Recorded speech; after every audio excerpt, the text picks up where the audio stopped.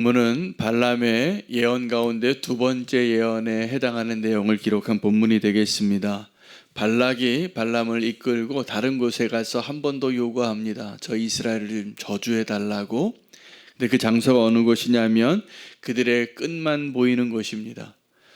맨 처음에 시도할 때는 이스라엘 전체를 보여주니까 발락이 생각하기에 이 발람이 그 이스라엘의 광대함을 보고 굉장히 많은 인구가 그곳에 진을 치고 있었기 때문에 그것에 압도되어서 이렇게 예언을 했겠구나라고 생각을 한 것입니다. 완악한 발락의 마음은 하나님의 뜻에 거스르는 애굽의 바로와 아주 비슷합니다.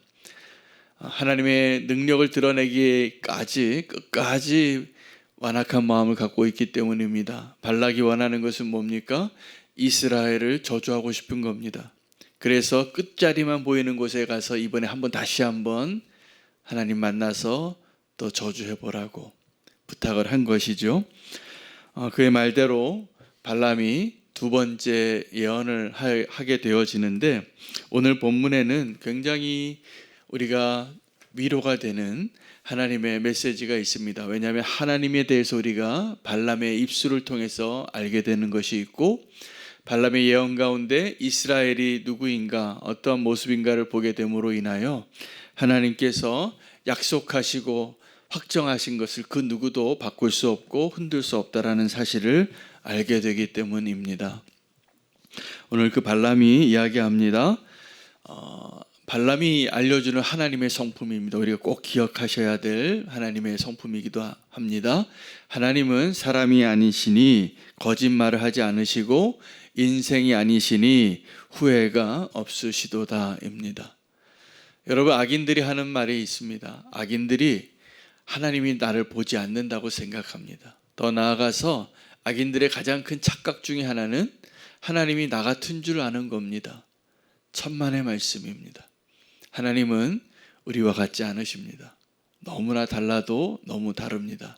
다른 레벨에 계시고, 다른 레벨 정도가 아니라 하나님은 창조자이시고 우리는 피조물이기 때문에 그렇습니다.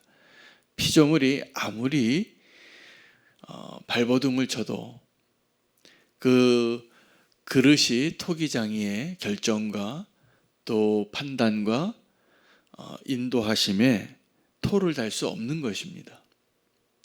그러므로 우리가 오늘 이 말씀을 통하여 발람의 예언을 통해서 하나님이 어떤 분이신가를 알게 되어지는 것이 큰 축복이라고 생각합니다. 하나님이 사람이 아니어서 어떠한 분이신가를 이야기하고 있냐면, 하나님은 사람이 아니시니 거짓말하실 수 없다라는 것.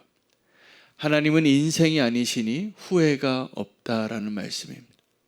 그것은 무엇을 말합니까? 하나님은 진리의 하나님이시고 하나님은 한번 결정하신 것을 바꾸지 않으신다는 것입니다. 네, 이 하나님의 선언에 대해서, 하나님의 성품에 대해서 반대적으로 인생이 아니시니라는 이 조건절로 하나님의 성품을 설명했기 때문에 또 다른 깨달음을 우리가 얻을 수 있는데, 그럼 인생은 어떠한 존재냐입니다. 인생은 거짓말하는 존재고 후회하는 존재입니다. 하나님은 인생이 아니시니, 사람이 아니시니 거짓말하지 않으시고, 하나님은 인생이 아니시니 후회가 없으신데, 우리는 늘 기회만 되면 능력이 없기 때문에, 그리고 우리 안에 있는 거짓된 자아 때문에 입만 열면 거짓말이라는 거예요. 그리고 우리는 늘 후회할 수밖에 없는 결정을 하고 사는 것이죠. 우리는 연약한 자이기 때문에 그렇습니다. 우리가 하나님을 떠나면 이렇게 참 잠시 있다가 사라져가는 풀과 같고 꽃과 같은 존재일 뿐입니다. 하나님이 어떤 분이신가를 발람이 선포합니다. 그리고 이 발람이 두 번째 이스라엘에 대하여 이야기하는데, 먼저 이스라엘에 대한 이야기를 이렇게 설명합니다.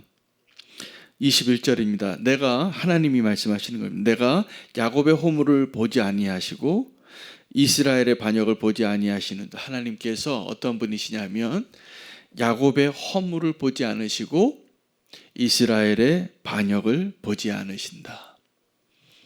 제가 옆에 아는 목사님 목양실에 들어가서 십자가가 그려진 그림을 하나 봤는데 그 십자가에 예수 그리스도께서는 십자가에 달리셨는데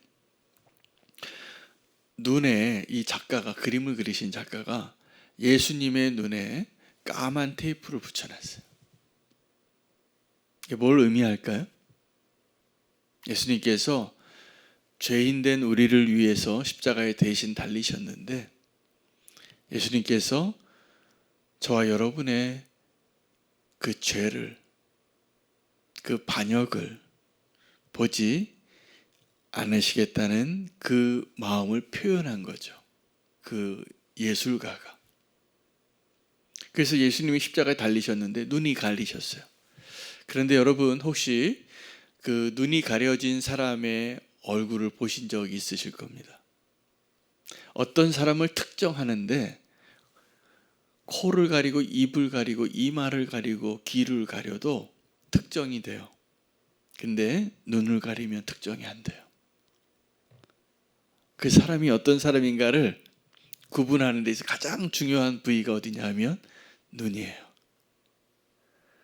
그래서 어떤 범죄자들, 어떤 언론에 어떤 사람의 신분을 의도적으로 좀 밝히지 않으려고 할 때 어떻게 하냐면 눈 가리면 돼요.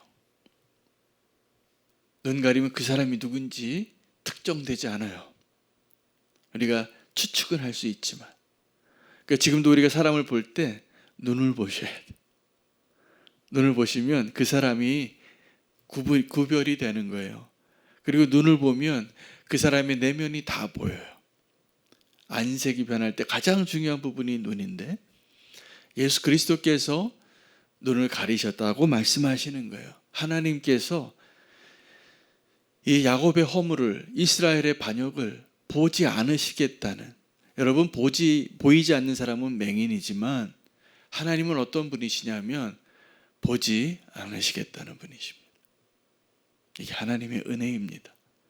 그러므로 예수 그리스도의 보혈로 우리가 덮여질 때 하나님이 우리를 의롭다고 하시는 이유는 우리의 허물을 보지 않으시기 때문이에요. 여러분 어떤 사람이 나에게 잘못하고 어떤 사람이 허물을 아는데 그 사람 다시 만나면 그 사람의 허물이 생각나십니까? 안 나십니까? 나실 겁니다. 우리는 그건 그렇게 잊지를 못해요. 우리가 받은 은혜는 그렇게 잘 잊으면서.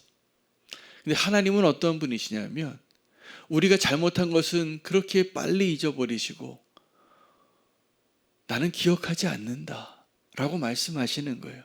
근데 누가 기억하고 사냐 하면 내가 그것을 꽁꽁 붙잡고 사는 거예요. 그럼 그 결과는 어떻게 될까요? 내가 자유하지 못하게 됩니다. 원수가 송사하는 데서 벗어나기가 어렵습니다. 오늘 이 두 번째 내용에 해당하는 여호와께서는 첫 번째 내용은 하나님은 인생이 아니시니 사람이 아니시니 거짓말하지 않으시고 후회하지 않으신다는 것을 예언했습니다. 두 번째는 그 하나님이 야곱의 허물을 보지 않으시고 이스라엘의 반역을 보지 않으시겠다고 말씀하신 거예요. 눈먼 하나님이신 거죠. 이것은 그냥 보지 못하는 하나님이 아니고 보지 않으시겠다는 하나님이시라는, 이게 하나님의 은혜입니다. 근데 이 두 번째 예언의 내용에서도 우리는 이스라엘의 모습을 보는 거죠. 이스라엘이 어떠한 존재냐 하면 하나님 앞에 허물이 많은 존재예요. 하나님께 반역을 많이 했던 자들이에요. 그것을 선포하고 있는 거예요. 누구에게요? 발락에게. 누구에게요? 세상에게. 그래서 이 예언에는 하나님이 어떠한 분이시고 이스라엘이 어떠한 존재인가를 알림으로 인하여 정말 하나님을 설명하고 있는 거예요. 지금 발락은 이 이스라엘이 두려워서 이스라엘을 저주하고 승리하고 싶어서 이 이야기를 듣고 있는 겁니다. 어떤 마음이 들었을까요? 네, 하나님이 보이는 거죠. 하나님을 이야기하는 거죠. 물론 발락은 여전히 완악한 자이기 때문에 안 변합니다. 그래서 이 세 번째 내용은 뭐냐 하면 야곱을 해야 할 점술이 없고 이스라엘을 해야 할 복술이 없도다. 이길 수 없다는 것이죠. 그걸 이렇게 묘사합니다. 24절에 이 백성이 암사자 같이 일어나고 숫사자 같이 일어나서 움킨 것을 먹으며 죽인 피를 마시기 전에는 눕지 아니하리로다. 이 이스라엘을 이길 수 없다입니다. 너희가 이 이스라엘을 이길 수 없다. 왜냐하면 하나님이 이러한 분이신데 그 하나님이 지금 이 이스라엘과 함께하고 있다. 근데 그 이스라엘이 어떠한 존재인가도 다 이야기하는 거예요. 허물이 많고 반역을 많이 하였고, 그러나 이렇게 연약한 이스라엘일지라도 하나님이 함께 하시니 야곱을 해야 할 복술이 없고 점술이 없고 이스라엘을 해야 할 복술이 없도다 라고 말하는 거예요. 지금 내가 그들을 저주하려고 해도 이거 아무 소용이 없다라는 거죠. 이 정도 얘기하면 발락이 알아들어야 합니다. 근데 발락이 알아듣지 않고 뭐라고 얘기하냐면 이제 다시 축복도 하지 말고 저주도 하지 말라 라고 말합니다. 25절에 그들을 저주도 하지 말고 축복도 하지 말라. 이것이 무엇을 의미하냐면 이 발락의 완악함을 이야기하기도 하는 것이고, 이 전체적인 결론으로는 그 누구도 하나님을 바꿀 수 없다입니다. 그런데 이것이 왜 우리에게 소망이 되고 축복이 되는 메시지냐면 이 이야기를 우리가 들을 때입니다. 우리가 누구이냐면 아브라함의 후손이고 영적인 이스라엘이고 하나님의 백성이고 하나님의 은혜 안에 있는 자들이, 우리는 여전히 하나님 앞에 거역하고 여전히 허물이 많고 용서하기 어려운 존재이지만 하나님께서 보지 않으시겠다는 거예요. 그리고 함께 하시겠다는 거예요. 그럼 어떠한 자도 우리를 무너뜨릴 수 없다. 흔들릴 수 없다. 흔들리지 않아야 한다. 라는 걸 말씀하시는 것이죠. 오늘 우리가 이 말씀 우리가 들을 때 정말 위로가 되더라고요. 저는 오늘 본문을 묵상하면서 어떻게 이 말씀 결론 내려야 되는가 주님께 기도하다가 이렇게 위로가 되는 메시지가 없습니다. 그 누구도 예수 그리스도 안에 있는 하나님의 사랑에서 끊을 자가 없는 것입니다. 할렐루야. 바울이 그 믿음 가지고 사역을 한 거예요. 그러니 여러분, 그 사실을 누가 지금 의심하고 있냐면 발락은 어떻게 해서라도 그 하나님의 뜻을 바꾸고 흔들어서 이스라엘을 저주하고 싶었지만 저주할 수 없다라는 것을 듣게 된 거예요. 근데 그 이야기를 우리가 알지 못할 때가 많아요. 우리가 하나님의 백성인데, 우리가 지금 이 이스라엘인데, 우리와 너무 다르신 그 하나님, 사람이 아니시라, 인생이 아니시라, 그 우리를 향하여 그 눈을 가리신 예수 그리스도, 우리의 허물을 보지 않으시고 우리의 반역을 보지 않으시겠다는 그 하나님, 은혜의 하나님이 되시겠다는 것, 그리고 우리와 함께 할 때 그 야곱을 해야 할 점술이 없고 이스라엘을 해야 할 복궤가 없다라는 것을 오늘 우리에게 말씀해 주시는 거예요. 이 세상에 그 누구도 우리를 해할 수 없다는 것. 그럼 우리가 이제 좀 어깨를 펴고 살아야 됩니다. 이제 우리가 다시 쓰러진 자가 아니라 어떠한 환난이 오고 어떤 어려움이 와도 주님이 나와 함께 하심으로 우리에게 약속하신 그 하나님의 그 구원이 변개하지 않을 것을 아는 자답게 살아야 합니다. 유혹이 와도 넘어갈 리가 없잖아요. 그런 확신이 있다면. 환난이 와도 우리가 쓰러질 리가 없잖아요. 그렇다면 힘내시기 바랍니다. 그리고 주님과 함께 동행하심으로 정말 이스라엘이 어떠한 존재였는가를, 어떻게 하나님이 보시고 어떻게 함께 하셨는가를 우리에게 말씀해 주시기 위해서 이 본문을 남겨주신 것입니다. 오늘 하나님의 위로가 되는 이 말씀을 붙잡고 우리와 함께 하시는 하나님이 어떠한 분이시고 내가 그 하나님의 눈에 어떻게 보이는 존재인가, 사단이 송사할지라도, 내가 연약하여 쓰러질지라도, 여전히 또 한 번 실패하고 하나님을 실망시킬지라도 하나님께서 우리를 이렇게 사랑하십니다. 놀라운 축복의 메시지가 분명합니다. 오늘 말씀 붙잡고 하나님 안에 흔들림 없이 하나님의 백성답게 살아갈 수 있는 저와 여러분 되시기를 축복합니다. 그 하나님이 우리와 함께 하십니다. 오늘 말씀 붙잡고